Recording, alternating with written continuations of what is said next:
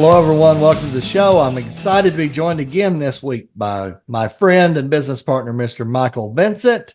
We work together on fuel reduction, emissions reduction, and plastics waste reduction. And we do these weekly sustainability podcasts. And Michael always has these awesome intros. I was pretending I'm the new lasers that are supposed to evaporate the space junk. Oh, well, that was a great intro. Did you like that? I like that. I was gonna do the pew pew pew pew, but I didn't want to be confused with Trump's Space Force. Oh yeah, right. You don't want to confuse them with that. Yeah, exactly. Did you see that article? The lasers when they're gonna get rid of. I did not see that news yet. What's going on with that? It's interesting, and it's a Japanese firm, I think, but so it says that they got lasers are going to, get rid of space junk, and you'd think that you're just going to zap these satellites and they'll just explode and be gone. Right. But they're not that kind of a laser. They're a certain kind of a laser, and what they do is they shoot it in it, and it slows them down enough that they fall into orbit and then burn. Oh, interesting. Yeah. Yeah, because I remember those movies where they were trying to blow up the asteroid. Yeah. Oh yeah. Space Cowboys. I can't remember. I think Will Smith not Will Smith. What's it? Bruce Willis. Bruce and Ben Willis. Affleck, yeah. They did it. They did. They blew that sucker They blew up. it up. Yeah. Yeah, they did. It worked. So when I was thinking you're shooting stuff in space with lasers, I'm thinking, boom, Yeah. Me too.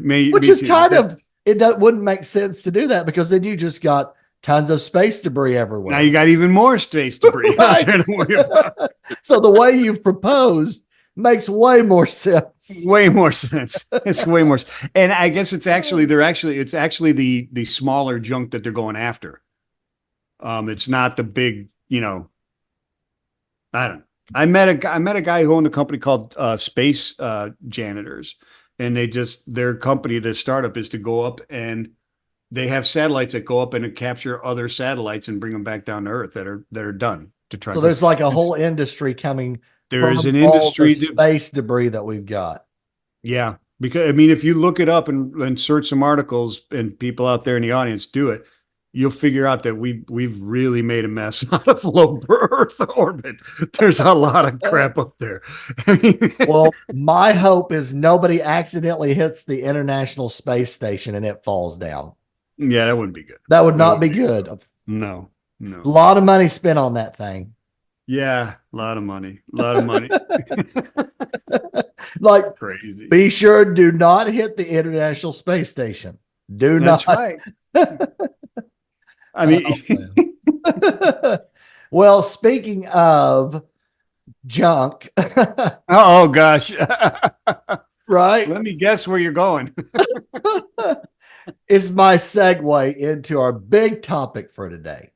Yes. So California mandates disclosures for businesses using carbon offsets. Okay. So, I thought, Michael, we'd probably start with what is a voluntary carbon offset? Right? Yeah, I'd never heard that term before until this came out. I didn't know what a voluntary one. Is there an involuntary carbon offset? I don't know of one. Or is there? We got to start thinking of laws around that as well. Maybe we should notify CARB or somebody.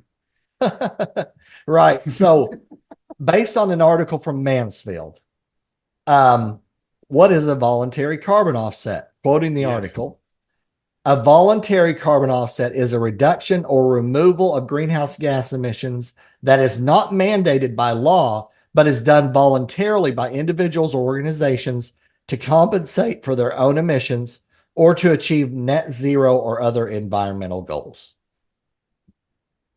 So that's what it is. That's what it is, right? Yep. And how do they decide that you have or are claiming to have this, right? Yep. Yeah, and it's interesting. The very next paragraph talks about greenwashing, which we've talked about, right? Greenwashing is overstating your sustainability efforts in terms of carbon reduction or greenhouse gas emissions reduction. Right. And most often it's a case where you've promised certain things, but didn't deliver on them. And you've got shareholders and investors and stakeholders and You can, and we've learned not too long ago, Deutsche Bank division, investment arm, Yeah. got sued and lost, or they didn't lose. They agreed to settle for $25 million Agreed in for principle. greenwashing. Yeah. And that Deutsche Bank is because of they overstated the green or the impact of their green investments or something like that, Yes, right? right. So part of their investment portfolio of companies and part of their mission, that they were Yeah. out there saying is we're going to do this, that, and the other thing with this company, Okay. right? So along those lines, what to be clear in my mind, because when I read this and I went through this, and I've got the actual, what is it, AB, what is it called? AB 1305. Yeah, California Assembly Bill number 1305. Right. So in there, if you read through this, and I've read through it, what I gather from this is that a voluntary carbon offset, what they're basically saying is if you market yourself, you're not mandated to do this. So even if you're not required to have carbon offset or reduce emissions, and you advertise that you are, you better be able to back it up, right? That's right. Isn't this, that's what a voluntary thing is, right? You're not mandated to do it. You're just advertising it to get dollars, to get market share. You better be able to back it up. Otherwise you're going to get in trouble with these, with California, right? That's what they're saying. So this is like the first, because we talked about it before. And when you look at greenwashing, there's no rules and regulations around it. Really, it's kind of nebulous, right? Hey, we think you're greenwashing. We're going to go to court and see if people agree, right? This is one of the first attempts to put some type of actual fence on it and say this is greenwashing, right? Yep, that's exactly right. So it has to be reported publicly through your web means, and there's several. They've put a structure to it. Yeah. So what carbon offset buyers must report. Effective January 1, 2024, the law mandates that a purchaser of voluntary carbon offsets that makes claims regarding the achievement of net zero emissions or other similar claims must disclose on its website the following. And there are 8 bulleted items: the quantity and type of offsets purchased, the source and project details of the offsets purchased, the time period, et cetera, et cetera. So it's getting into that. You can't just say we're green and doing these things. You have to quantify it. Right. Yeah. There's a bunch of stuff in there. There is. What if you just got rid of your website? Would they not accept that as an excuse? I don't think that's going to fly. Okay. All right. No, I mean, I don't it's not think on my website, Senator. It's on a billboard. So am I good? It says must disclose on its website. Again, Senator, I don't have one. No, I get it. Yeah, there's a lot of stuff that's in there, and you know what? I'm not so sure that I disagree with the attempt, right? Yeah, and they're putting some teeth in it, is what I call it, because the penalty for non-disclosure is up to $2,500 per day, with a maximum fine reaching as large as $500,000. So there's some teeth going into that one as well. Oh, yeah. So it's a law, and it imposes a civil penalty for each violation of the disclosures. And, then it goes into selling carbon offsets, which we've talked about, right? So you can buy. We have talked. Yeah. If you sold or done any of that stuff, but I mean, it really goes into the claims of any type of carbon offset credits, right? Purchaser and user of voluntary offset credits. Yes. Right. Yes. So it goes back to your vendors is what that means to me. Right. So, yeah. I mean, is this like, level 3 voluntary carbon offsets? Isn't that what it's implying here? Yeah. I mean, I think it might be. Yep. Because you've got on the seller side of it, they've got to have location, project timeline, type of project, standards or protocols that were used, verification and validation processes. So they got to validate this. What time frame? What did you do? How much? It's all got to be there, or else there's civil penalties, basically. And they're not small. They range pretty large, 2,500 to 500,000, or I think you said, right? Yeah, it's 2,500 per day is what it said, up to a maximum of 500,000. So you'd have to run a lot of days of non-compliance to hit 500,000, it seems like. That would be, let me do some quick math on my handy Yeah, but dandy are they going to go after you calculator. retroactively? That'd be 200 days of non-compliance. 200 days. Okay. Okay, but once they discover you, are they going to go back and say you've been non-compliant for this long? Yeah, I I think mean, it's or until it gets corrected. Yeah. yeah, but I mean, it's not after a notification, is it? It's just that if you get caught doing it, Yeah. you'll be fined a civil penalty of $2,500 a day until you get it right. Oh, okay. All right. Yeah. So if Okay. you take it all the way to 200 days, you're going to give them $500,000 for having inaccurate information on your website. Well, I don't know, man. Maybe if sales are worth it. Oh, companies, they do the math on, well, how much is it going to cost me to fix? Yeah. What's the penalty if we get caught? And how much is it going to cost me to fix this stuff? Well, that's going to cost you Yeah. What's the ROI? Sure. I mean, if your sole goal is stakeholder value and shareholder value, then you've got to make that analysis, right? I mean, that's it. You've got to do that math.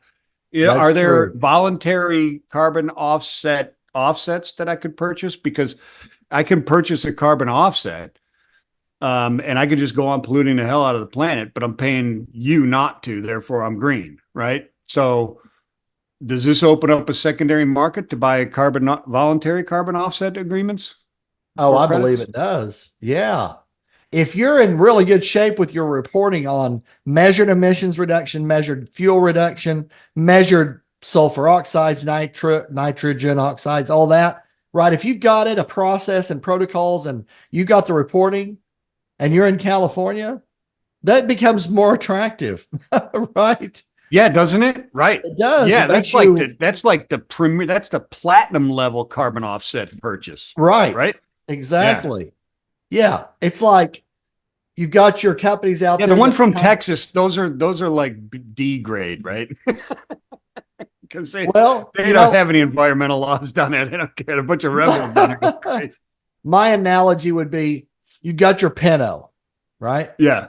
You got your Pinot. You got some numbers thrown around here and there. You did some whiteboarding. Yeah. Now that's kind of like low tier. Then you've got your Ferrari where you've got analyzers, air sensors, protocols, measurement, data, database sorted by month. That's your Ferrari. And there's probably a lot of stuff. Obviously, there's a lot of stuff between a Ferrari and a Pinto. Lot of stuff. There's a lot of stuff. Remember when didn't Pintos used to explode or something like that? Or I did hear a little story about Pintos were exploding there. it was a rear end, right? And that the whole start of not like fueling your car from behind your license plate. Right. I remember my like we used to in the good old days when we didn't even have seat belts. Oh man, I remember my dad had a Volkswagen Beetle. Yeah. And it was the Super rear Beetle. engine in the back. Yeah. Right. Yeah. And we were fumbling through some papers at my mom and dad's, and we came across a receipt for the Volkswagen purchased in 1979. Okay. How much do you think it was? Man. 6-7 grand, probably something like that, maybe. $3,200. $3,200. Okay. Yeah. Yep. I would love to buy a brand new car for $3,200 right now. How about you? Oh hell yeah! I'd even buy a Beetle, Super Beetle, for $3,200. I'd buy that in a heartbeat and sell it for 10. Yeah, heck yeah, absolutely, Absolutely. No, you can't get into a new vehicle for $3,200 anymore. no, It's not happening. Not even if it's a Volkswagen Beetle. yeah. Oh man. But This, the implications though of this 1305.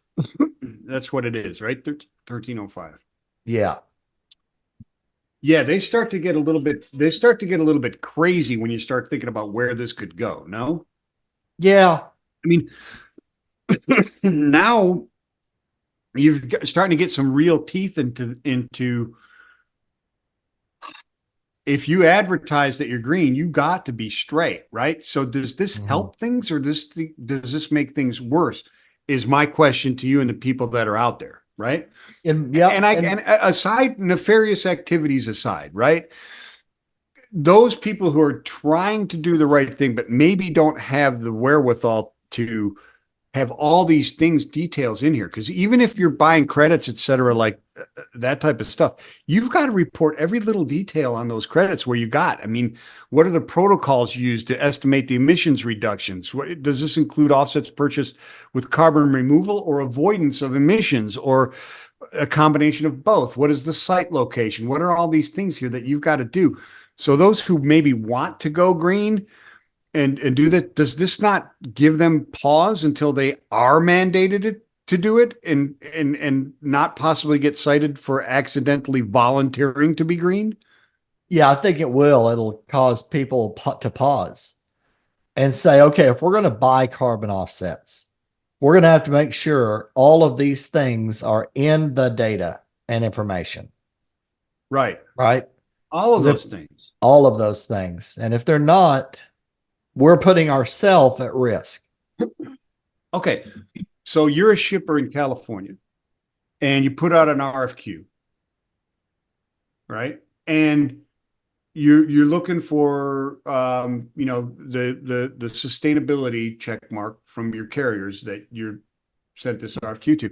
And so now if I tick that box, am I voluntarily greenwash or green carbon credit here? Is that what that is? Because Um, I'm not it because this is probably all depends on how the question was phrased, right? Because I used to respond to RFQs and I used to write RFQs also. right. And it all depends on how you ask the question, you know? So you could say, are you a green company? Yes or no. Or you could say, are you a green company? If yes, give me data of where you reduced emissions by what amounts in what time frames, Right. right? And that's from what I'm hearing from talking to fleet executives, all these shippers, especially the larger shippers, they're asking those detailed data level questions. It's not a Right. yes, no check box anymore. It's Yeah. now, okay, And if you say more. yes, then give me these 5 things. Yeah. And then we can say, oh yeah, you're actually doing it. Right. Yeah. Gotcha. Because Yep. I'm just saying, if you tick that box, you're getting monetary gain for saying you're green.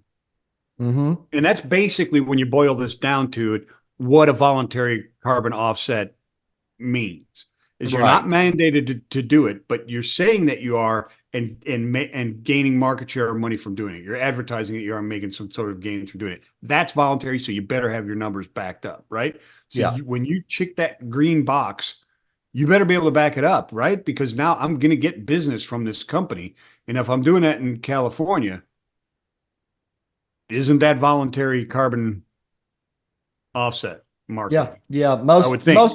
Most of the time I see it, Michael, that companies are saying we're going greener, we're being greener, and they're trying to advertise that. Right. Yes, yes. But So you can't. That's what I'm saying is you can't say, "Hey, we're trying and we're moving towards this" anymore. You've got to have that whole infrastructure and reporting and data behind it to be able to back up those statements. And the nebulous statements are going to have to go away, right? Because that just leaves you open. yeah. Yep, absolutely.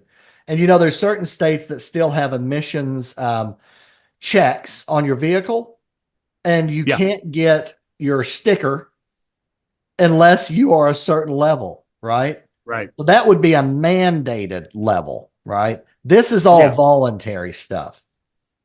If you're saying you're buying carbon offsets, where, what, when, how much, right? Or else don't yeah, say we're going greener and working to be net zero when you don't have any data to back it up. yeah. You can't do that. You can't do No. that. But like I said,